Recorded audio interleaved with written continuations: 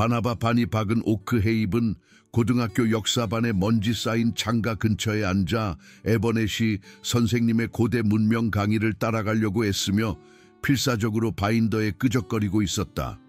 그의 짝짝이 양말은 낡은 청바지 아래로 살짝 삐져나와 있었고 할아버지에게서 물려받은 버릇인 펜끝을 초조하게 씻고 있었다. 16살의 바니는 존재감이 희미한 아이였다. 키는 작고 약간 통통했으며 스타일링을 거부하는 생강색 머리숱을 가지고 있었다. 교실은 4교시 역사 수업의 웅성거림으로 가득 찼지만 바니는 노트에 집중했다. 그의 가족은 한 달 전에 메인주에서 이 조용한 버몬트 마을로 이사왔고 그는 여전히 새로운 학교에 적응하고 있었다. 고향에서는 연극 동아리의 일원이었고 옛날 영화에 대한 사랑을 공유하는 친구들이 있었으며 자신이 어울릴 곳이 있었다. 여기서는 군중 속의 또 다른 얼굴일 뿐 눈에 띄지 않고 쉽게 잊혀지는 이방인이었다. 야! 당근머리! 거친 목소리가 그의 집중력을 깨뜨렸다. 바니는 렉스 파괴자 박이 그의 책상 위로 우뚝 솟아있는 것을 보았다. 렉스는 바니가 아닌 모든 것을 갖추고 있었다. 키가 크고 근육질이었으며 완벽하게 조각된 짧은 머리에 항상 원하는 것을 얻는 데서 오는 오만한 미소를 짓고 있었다. 풋볼팀의 주장이자 마을에서 가장 부유한 은행가의 아들인 렉스는 오크헤이븐의 사회적 분위기를 철권 통치했다. 말하고 있잖아, 얼가나. 렉스가 압박하며 그의 목소리는 머리가 돌아갈 정도로 컸다. 그의 친구들인 부치, 김과 스파이크이가 그의 뒤에서 헌신적인 조수처럼 낄낄거렸다. 바니는 다른 학생들이 힐끗 쳐다보는 것을 느끼며 얼굴이 붉어졌다. 죄송해요.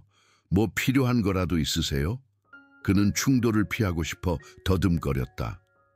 내가 필요한 건 렉스가 뱉으며 몸을 더 가까이 굽혔다. 네가 내 공기를 더럽히는 걸 멈추는 거야. 부치는 마치 그가 들어본 것 중 가장 웃긴 일인 것처럼 코웃음을 쳤다. 역사 선생님인 에버넷이 선생님은 칠판에 글을 쓰느라 바빠서 뒤에서 일어나는 문제에 대해 모르는 것 같았다. 바니는 오크헤이븐의 선생님들이 렉스의 장난을 무시하는 재주가 있다는 것을 빨리 배웠다. 저는 바니가 시작했지만 렉스가 말을 잘랐다. 뭐가 아니야? 존재하는 게 아니야. 왜냐하면 넌 확실히 존재하고 있고 그건 불쾌해. 렉스는 바니의 손에서 펜을 낚아채서 두 동강으로 부러뜨렸다. 조각들이 책상 위로 떨어졌고 바니는 움찔하며 수치심에 볼이 붉어졌다. 그가 올려다봤을 때 3명의 불량배는 이미 으스대며 사라지고 있었고 렉스는 어깨 너머로 조용히 지내려고 노력해 메인 촌놈이라고 외쳤다. 나머지 수업 시간은 굴욕과 분노의 안개 속에서 지나갔다. 바니는 시선을 내리고 반 친구들의 낄낄거림과 시선을 뚜렷이 의식했다. 오크헤이븐에 도착한 이후로 그가 표적이 된 것은 이번이 처음이 아니었고 그는 나쁜 예감이 들었다.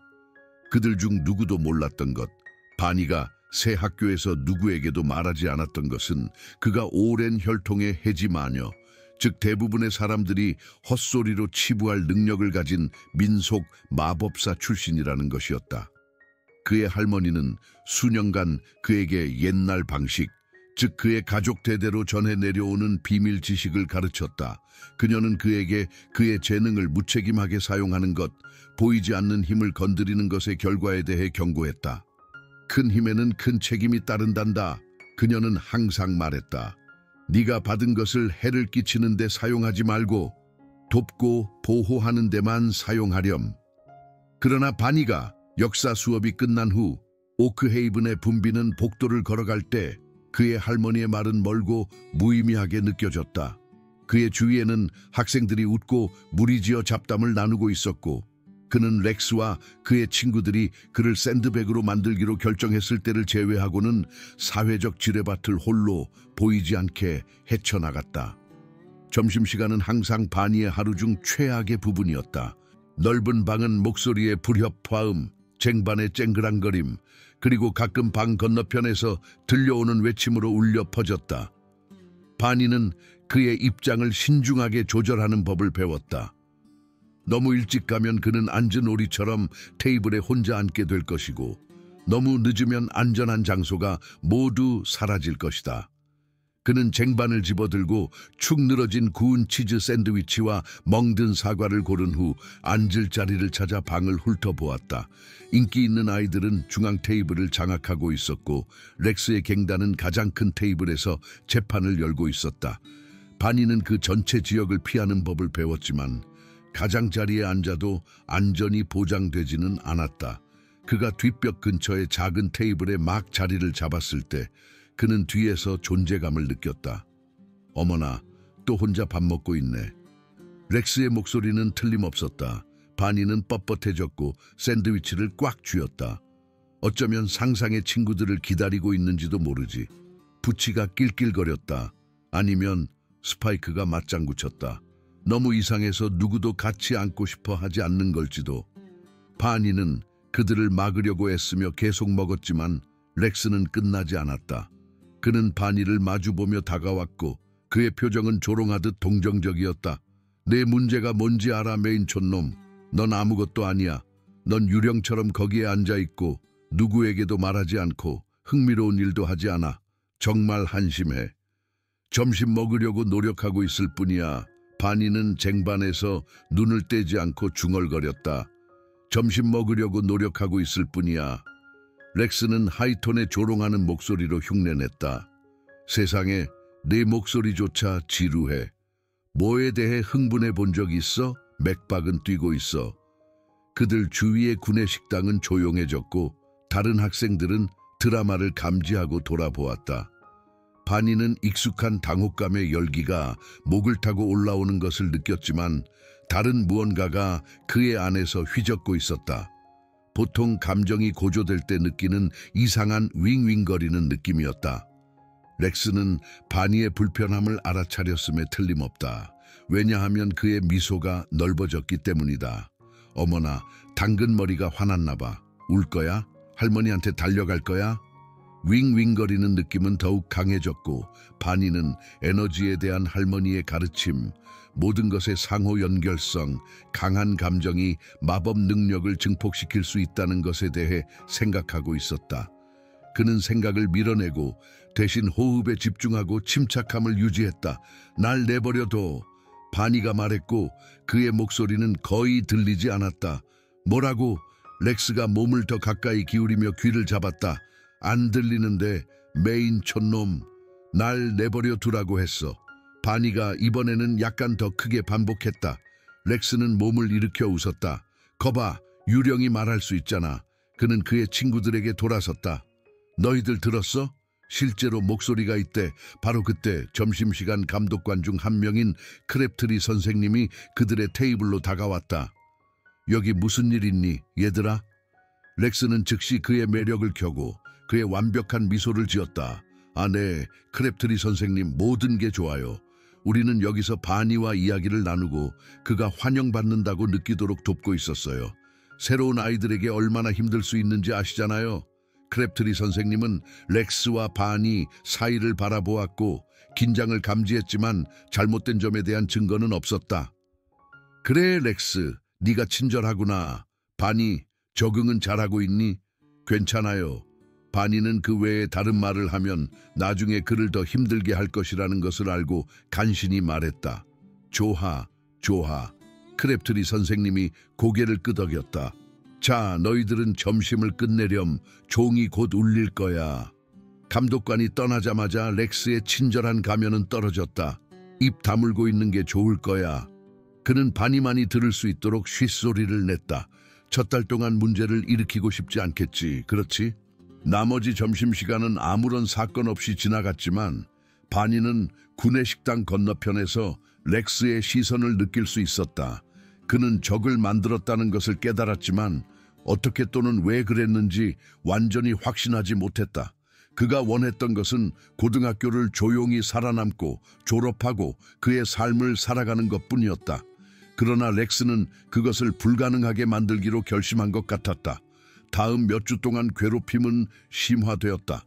렉스와 그의 깡패들은 복돼서 바니와 우연히 부딪혀서 그의 책을 바닥에 흩뿌렸다.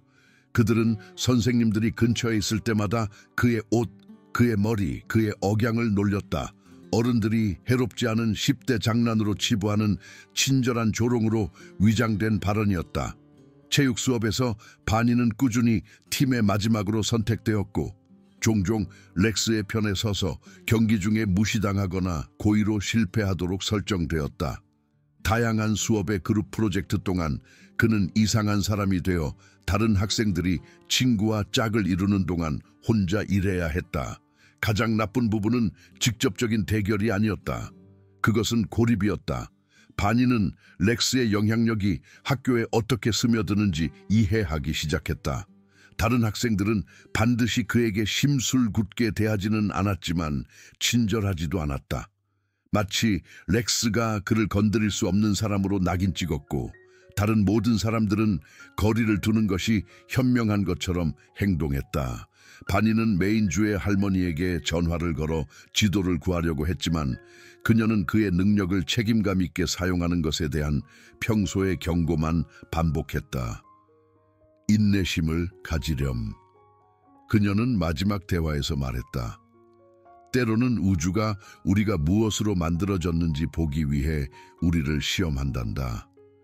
기억하렴, 진정한 힘은 네가 다른 사람에게 할 수 있는 것에 대한 것이 아니라 아무도 보고 있지 않을 때 네가 되기로 선택하는 사람에 대한 것이란다. 그러나 인내심은 유지하기가 점점 더 어려워지고 있었고 특히 렉스가 매일 더 대담해지는 것처럼 보였다. 5교시 영어 시간에 렉스는 바니가 들을 수 있을 만큼만 크게, 그러나 핸더슨 선생님이 알아차리지 못할 만큼 조용히 모욕적인 말을 속삭였다. 수업 사이의 복도에서 렉스의 친구들은 벽을 형성하여 바니가 그들을 지나쳐 지나가거나 목적지까지 더 긴 길을 택해야 했다. 한계점은 11월 말의 목요일 오후에 왔다. 바니는 방과 후 과학 실험실에서 과학 프로젝트를 작업하기 위해 학교에 남아 있었고 평소에 학생들의 퇴근 혼잡을 피하고 싶어 했다. 학교는 몇몇 선생님과 방과 후 활동에 참여하는 학생들을 제외하고는 거의 비어 있었다.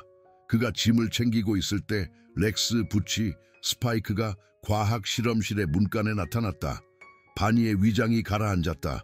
그는 혼자였고 도울 선생님은 아무도 없었다.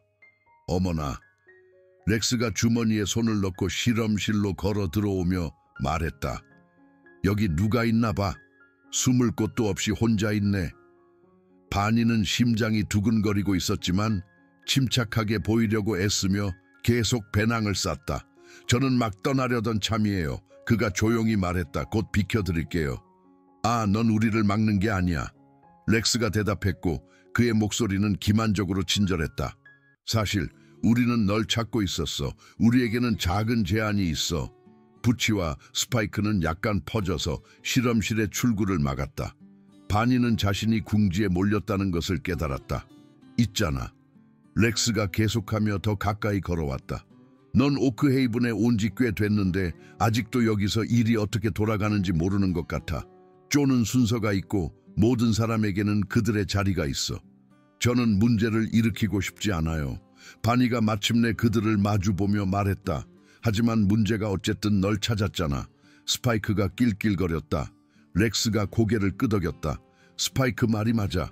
문제는 네가 아직 네 자리를 모른다는 거야. 그리고 그건 모든 사람에게 어색하게 만들어.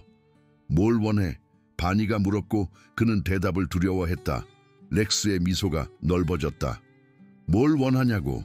난 네가 여기가 내 학교라는 것을 이해했으면 좋겠어. 이들은 내 친구들이고 내 선생님들이고 내 영역이야. 그리고 새로운 사람이 들어와서 적절한 존경심을 보이지 않으면. 그는 문장을 끝내지 않았다. 대신 그는 부치에게 고개를 끄덕였고 부치는 그의 휴대폰을 꺼내 녹화하기 시작했다. 이건 굉장할 거야. 부치가 그의 카메라의 각도를 조정하며 말했다. 바니는 등골이 오싹해지는 것을 느꼈다. 뭘 하는 거야? 작은 영화를 만들고 있어. 렉스가 설명했다. 이 대화를 기억하는 데 도움이 되는 무언가. 걱정 마. 우리는 학교의 모든 사람이 그걸 보도록 할 거야. 바니가 반응하기도 전에 스파이크가 뒤에서 그의 팔을 잡고 그의 옆구리에 고정시켰다. 바니는 몸부림쳤지만 스파이크는 더 크고 강했고 놀라움이 그에게 우위를 점하게 했다. 놔줘. 바니가 소리쳤지만 렉스는 그냥 웃었다. 잠시만. 먼저 우리는 너에게 약간의 화장을 해줘야 해. 렉스는 그의 배낭 안으로 손을 뻗어 이발기 한 쌍을 꺼냈다. 있잖아. 네 모습을 생각해봤는데 문제가 뭔지 깨달았어. 그 생강색 머리숱은 널 광대처럼 보이게 만들어. 너무 어리석어. 우리는 널 약간 진정시켜야 해. 바니의 눈은 렉스가 무엇을 하려고 하는지 깨달았을 때 공포로 커졌다. 안 돼, 제발. 그를 가만히 잡아. 렉스가 스파이크에게 명령했고 그는 바니의 팔을 더 꽉 쥐었다. 렉스가 이발기를 켜자 과학실험실은 윙윙거리는 소리로 가득 찼다. 이건 소셜미디어에서 너무 웃길 거야. 그는 장치를 들고 바니에게 다가가며 말했다. 모두가 새로운 아이의 새로운 헤어스타일을 보는 것을 좋아할 거야. 바니는 필사적으로 싸웠지만 스파이크의 소나기는 너무 강했다. 렉스가 그의 머리를 깎기 시작했을 때 그는 두피에 닿는 이발기의 차가운 금속을 느꼈고 생강색 가닥이 뭉치로 바닥에 떨어졌다. 완벽해. 렉스가 뒤로 물러서서 그의 솜씨를 감탄하며 말했다. 훨씬 낫네. 이제 나머지를 위해. 이발기가 다시 그의 머리에 다가왔을 때 바니 안에 무언가가 끊어졌다. 그가 전에 느꼈던 윙윙거리는 느낌이 돌아왔지만 이번에는 달랐다. 더 강하고 더 집중되었다. 할머니의 가르침이 그에게 쏟아져 돌아왔고 자제에 대한 경고가 아니라 더 오래된 지식, 그의 혈관에 흐르는 힘이었다. 멈춰. 바니가 말했고 그의 목소리는 렉스가 멈추게 만든 이상한 울림을 담고 있었다. 아니면 뭐? 렉스가 도전했지만 그의 표정에는 이제 불확실한 무언가가 있었다. 바니는 렉스를 똑바로 쳐다보았고 오크헤이븐에 도착한 이후 처음으로 시선을 피하지 않았다.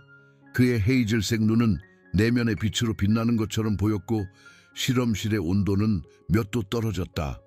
네가 방금 무슨 짓을 했는지 모를 거야. 바니가 부드럽게 말했고 그의 목소리는 그 이상한 울림을 담고 있었다. 렉스가 웃었지만 억지로 웃는 것처럼 들렸다. 뭐 나에게 주문을 걸 거야? 너 마법사 같은 거라도 돼. 해지마녀. 바니가 정정했고 그가 그 단어를 말했을 때 그는 전기가 흐르는 것처럼 힘이 솟아오르는 것을 느꼈다. 그리고 넌 그게 무슨 뜻인지 알게 될 거야.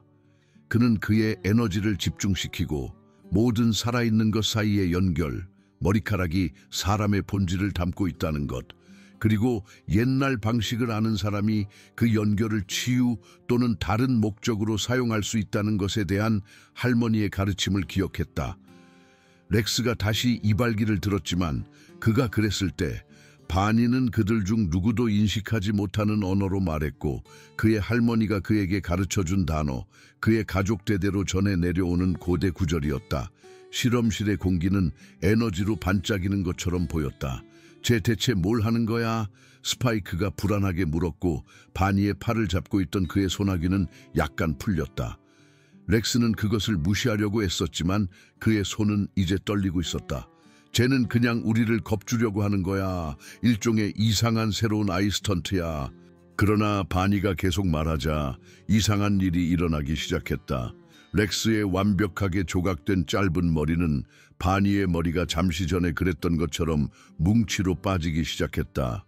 처음에는 렉스가 그의 거친 이미지를 유지하는 데 너무 집중해서 알아차리지 못했지만 부치의 공포에 질린 표정이 그를 아래를 쳐다보게 만들었다. 야, 부치가 그의 휴대폰을 여전히 녹화하며 속삭였다. 내 머리. 렉스는 그의 머리를 만지기 위해 손을 뻗었고 짧은 머리 몇 움큼을 가지고 돌아왔다. 더 많은 머리카락이 빠지기 시작하면서 그의 눈은 충격과 공포로 커졌고 그의 발에는 작은 더미가 생겼다. 네가 나에게 무슨 짓을 한 거야? 렉스가 소리쳤고 그는 빠지는 머리카락을 필사적으로 잡으려고 하면서 이발기를 떨어뜨렸다. 바니의 목소리는 점점 더 강해졌고 고대 단어는 점점 더 강력하게 그에게서 흘러나왔다. 스파이크는 그의 친구의 머리카락이 계속 빠지는 것을 보면서 두려움에 뒷걸음질치며 그의 소나기를 풀었다. 멈춰줘. 렉스가 애원했지만 바니는 끝나지 않았다. 그는 그의 시선을 여전히 떨리는 손으로 휴대폰을 들고 있는 부치에게 돌렸다. 이걸 녹화하고 싶었어? 바니가 그 저세상적인 울림을 담아 그의 목소리로 물었다. 모두 다 찍도록 해. 부치의 검은 머리카락이 빠지기 시작했고 천천히 시작했지만 빠르게 가속화되었다. 그가 빠지는 가닥을 필사적으로 잡으려고 하면서 휴대폰은 그의 떨리는 손가락에서 미끄러져 바닥에 떨어졌다.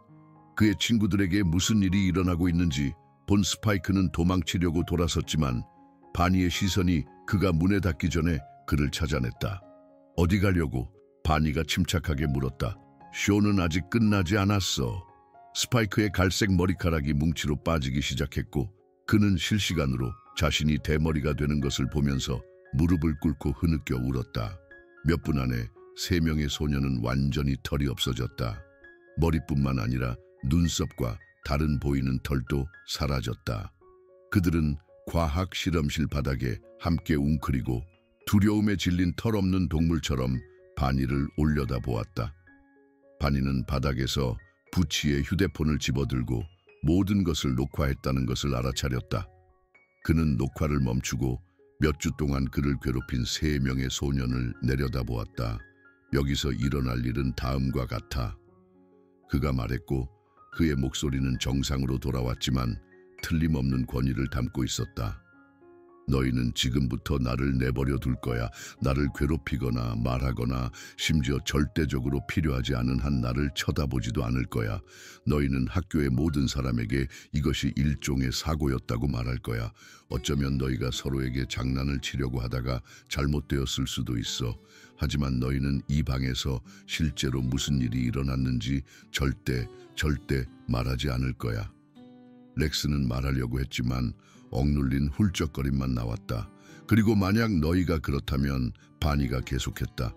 만약 너희가 이것에 대해 누구에게나 말하거나 복수를 하려고 하거나 다시 나를 괴롭히는 것에 대해 생각조차 한다면 너희의 머리카락에 일어난 일은 내가 다음에 할 일에 비하면 좋은 추억처럼 보일 거야. 그는 휴대폰을 들었다. 이 비디오는 보험으로 나와 함께 있을 거야. 그것은 너희가 내게 무슨 짓을 했는지와 그 후에 무슨 일이 일어났는지 정확히 보여줘. 누구든지 물어보면 너희는 과학 실험을 도와주려고 하다가 잘못되었다고 말할 수 있어. 바니는 그의 짐을 챙겨 문으로 걸어갔고 바닥에 웅크리고 있는 3명의 대머리 소년을 돌아보며 멈췄다. 아, 그리고 렉스? 그가 부드럽게 말했다. 할머니는 항상 머리카락은 다시 자란다고 가르쳐 주셨어. 보통 몇 달 안에. 하지만 그것은 그 사람이 교훈을 배웠는지 여부에 달려 있어. 두고 봐야겠지, 그렇지? 그는 대머리가 되고 겁에 질린 그들을 과학 실험실에 남겨두고 오크헤이븐에 도착한 이후 처음으로 머리를 높이 들고 복도로 걸어 나갔다. 머리카락을 곤두서게 하는 사건에 대한 소식은 주말 동안 산불처럼 학교에 퍼졌다. 월요일 아침까지 모든 사람은 이야기의 어떤 버전을 들었다.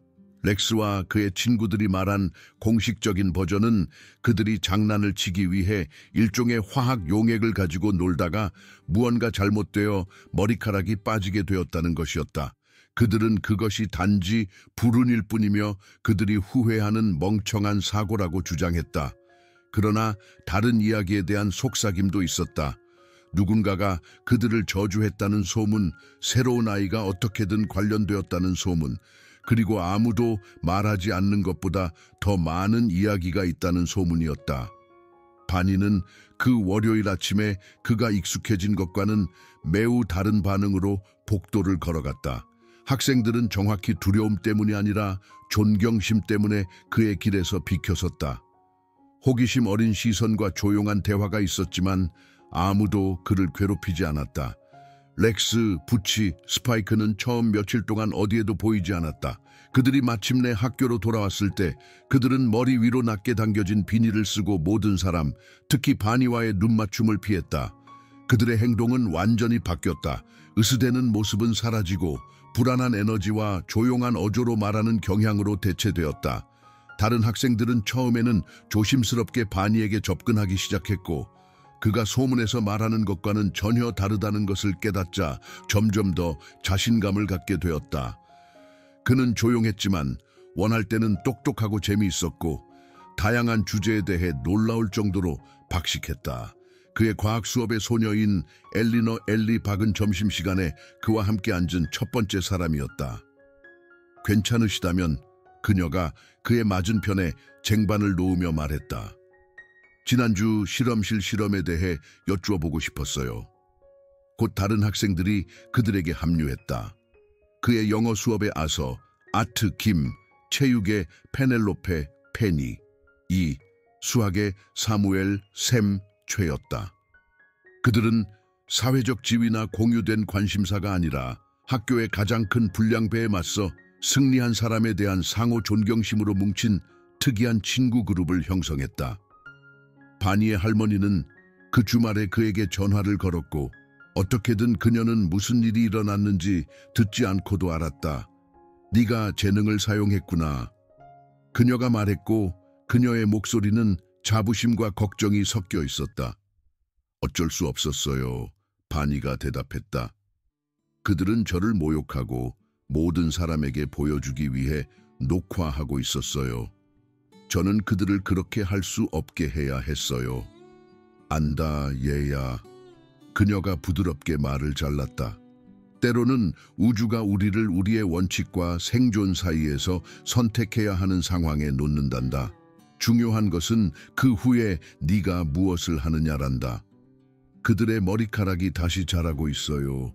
바니가 고백했다. 천천히요. 하지만 자라고 있어요. 그의 할머니는 낄낄거렸다.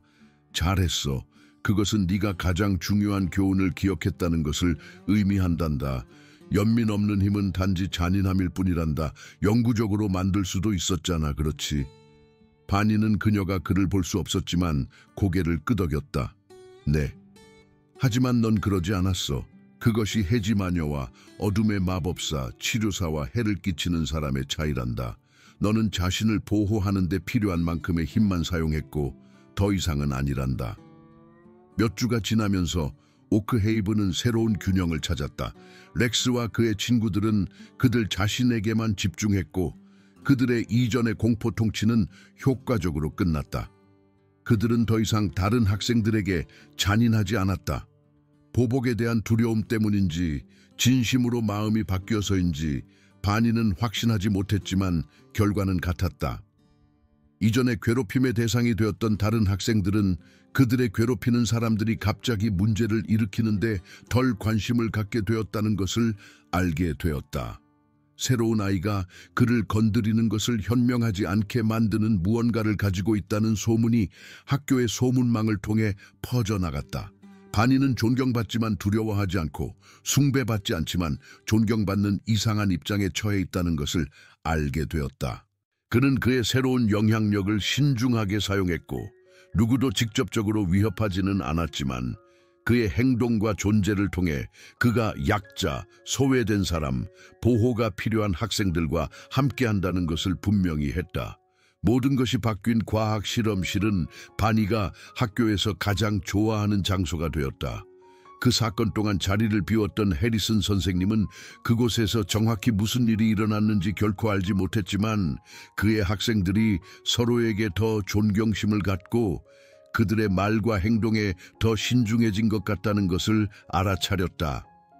어느 날 오후 바니가 방과 후 보충 과제를 혼자 하고 있을 때 렉스가 문간에 나타났다. 바니는 이번에는 두려움을 느끼지 않고 침착하게 올려다보았다. 렉스의 머리카락은 길이가 약 1, 2인치까지 다시 자랐고 이전보다 더 젊고 덜 위협적으로 보였다. 그는 어색하게 문간에 서서 그의 손을 만지작거렸다. 내가 너와 이야기할 수 있을까? 렉스가 조용히 물었다. 바니는 고개를 끄덕이며 그의 실험 테이블 맞은편에 있는 의자를 가리켰다. 렉스는 앉아서 말하기 전에 오랫동안 그의 손을 쳐다보았다. 미안하다고 말하고 싶었어. 그가 마침내 말했다. 내가 너에게 한 일에 대해, 내가 너를 대한 방식에 대해, 그건 잘못된 일이었어. 바니는 아무 말도 하지 않고 기다렸다. 나는 그날 무슨 일이 일어났는지 이해하지 못해. 렉스가 말을 이었다. 네가 어떻게 그런 짓을 했는지 이해하지 못하고 솔직히 알고 싶지도 않아. 하지만 나는 왜 내가 너를 괴롭혔는지에 대해 많이 생각해봤어. 그는 앉은 이후 처음으로 바니를 올려다보았다. 나는 네가 질투심이 났던 것 같아. 너는 달랐고 다른 사람들이 어떻게 생각하는지 신경 쓰지 않는 것 같았고 그게 나를 위협했어. 나는 너무 많은 시간을 어울리려고 노력하고 모든 사람이 나에게 기대하는 사람이 되려고 노력했고 그래서 그런 것이 필요 없는 사람을 보았을 때 나는 그것을 다루는 방법을 몰랐어. 바니는 잠시 동안 이것을 고려했다. 너는 몇 주 동안 내 삶을 비참하게 만들었어. 그가 조용히 말했다. 너는 학교 전체 앞에서 나를 모욕했어. 알아. 렉스가 거의 들리지 않는 목소리로 말했다. 알아. 그리고 미안해. 네가 나를 용서할 거라고 기대하지 않고 우리가 친구가 될 거라고 기대하지도 않아. 나는 단지 네가 내가 얼마나 잘못했는지 이제 이해한다는 것을 알았으면 좋겠어. 바니는 렉스의 얼굴을 연구하고 부정직이나 조작의 징후를 찾았지만 진정한 후회와 두려움만 보았다. 이것은 그를 괴롭힌 자신감 있고 잔인한 소년이 아니었다. 이것은 그의 삶에서 처음으로 무력함을 경험함으로써 근본적으로 바뀐 사람이었다. 내 머리카락이 다시 자라고 있어. 바니가 지적했다. 렉스의 손이 본능적으로 그의 머리로 향했다. 응, 천천히.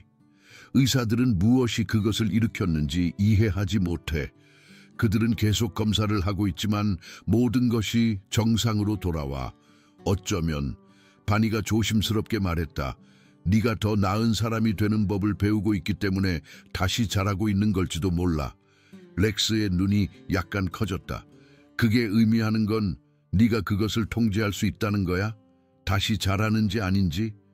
바니는 신비롭게 미소 지었다. 어떻게 생각해? 렉스는 오랫동안 조용했다. 나는 그가 마침내 말했다. 네가 2번이나 너를 건드리는 사람들에게 무슨 일이 일어나는지 결코 알고 싶지 않아. 영리해. 바니가 동의했다. 하지만 렉스, 너는 나를 두려워할 필요가 없어. 나는 복수나 네가 했던 방식으로 이 학교를 지배하는 데 관심이 없어.